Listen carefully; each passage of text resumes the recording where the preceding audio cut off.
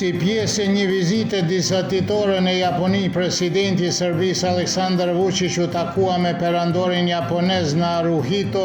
të cilin e ftoi të vizitojë Serbinë duke kujtuar vizitën e fundit të sovranit japonez në Beograd në vitin 1976. Vučić deklaroi se ishte një nder i veçantë për që quj prit nga perandori japonez dhe theksoi se çdo takim me Naruhiton është i rëndësishëm. Presidenti Vučić takua gjithashtu në Tokyo me kryeministrin e Japonisë Shigeru Ishiba, me të cilin diskutoi forcimin e lidhjeve politike dhe mbështetjen e ndërsjellë në nivelin ndërkombëtar, si dhe mundësitë konkrete për rritjen e investimeve japoneze në Serbi. Një takim parazgjedhor i listës serbe u mbajt në shëtitoren e Mitrovicës Severiut, ku u prezantuan kandidatët e kësaj partie për kryetar komune dhe këshilltar të Asamblesë Komunale të Mitrovicës Severiut. Kandidati i listës serbe për kryetar komune Milan Radojević tha se pas zgjedhjeve të gjitha vendimet komunale që janë të dëmshme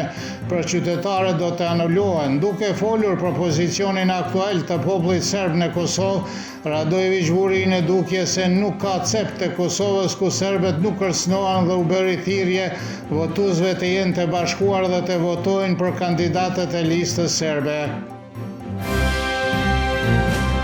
Ish diplomati Zoran Milivojević pres që zgjedhjet e ardhshëm lokale në Kosovë partisë shqiptare do t'i bëjnë thirrje diasporës të ofrojnë mbështetje për faktorin shqiptar që të dalin e pa në zonat e dominuara nga serbët. Kreu i Federatës Pan-Shqiptare në Amerikë, Elmi Berisha, beson se diaspora kosovare në Amerikë do të votojë në zgjedhjet lokale dhe se do të zgjedh individ që janë të kualifikuar dhe që kanë bërë diçka më parë. Analisti politik Shkelzen Maliqi thotë se shqiptarët e Kosovës në diasporë janë më pak të interesuar për zgjedhjet lokale se sa për zgjedhjet parlamentare, por ai gjithashtu beson se diaspora nuk duhet të merr pjesë fare në zgjedhjet lokale.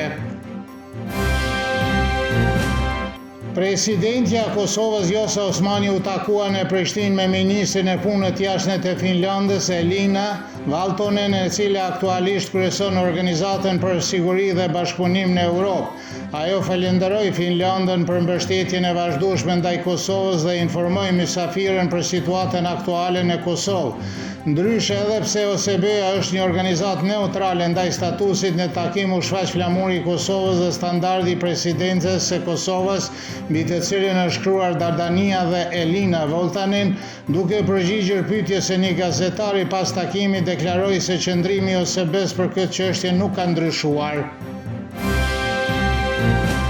Para dhomave të specializuara të Kosovës në Hag vazhdoi dëshmia e ish zyrtarit amerikan James Rubin në çështjen kundër Hashim Thaqit, Kadri Veselit, Recep Selimit dhe Jakub Krasniqit. Rubin konfirmoi se administrata amerikane ishte në dini se pjesëtarët e UÇK-s kryen vrasje dhe krime politike gjatë viteve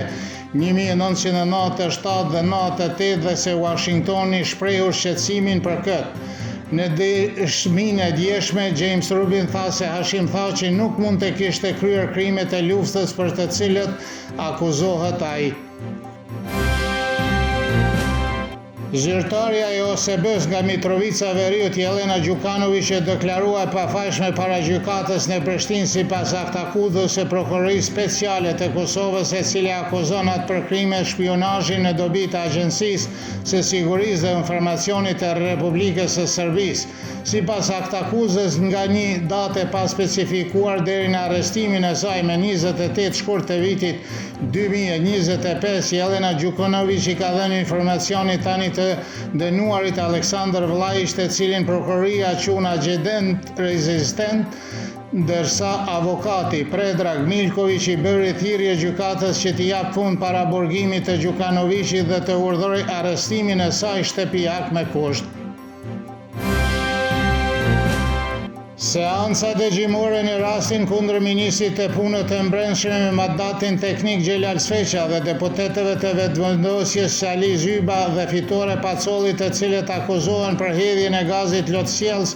në Kuvendin e Kosovës në mars të vitit 2018, nuk u mbajt as sot për shkak se të dyshuarit nuk u paraqitën në sallën e gjyqit. Një gjykim i ri është saktuar për 31 tetor dhe gjyqtari njoftoi se do të lëshohet një urdhër arresti kundër Sveçës Pacollit dhe Zybës për sjellje në gjykatë. Moti nesër do të jetë dukshëm i freskët me her pas here me reshje shiu. Reshje më të mëdha pritën në mëngjes, do të kthjellohet në mes të ditës dhe pasdite temperatura mëngjesi do të sjellet nga 12 deri në 16, kurse ajo maksimale ditore nga 20 deri në 25 gradë Celsius.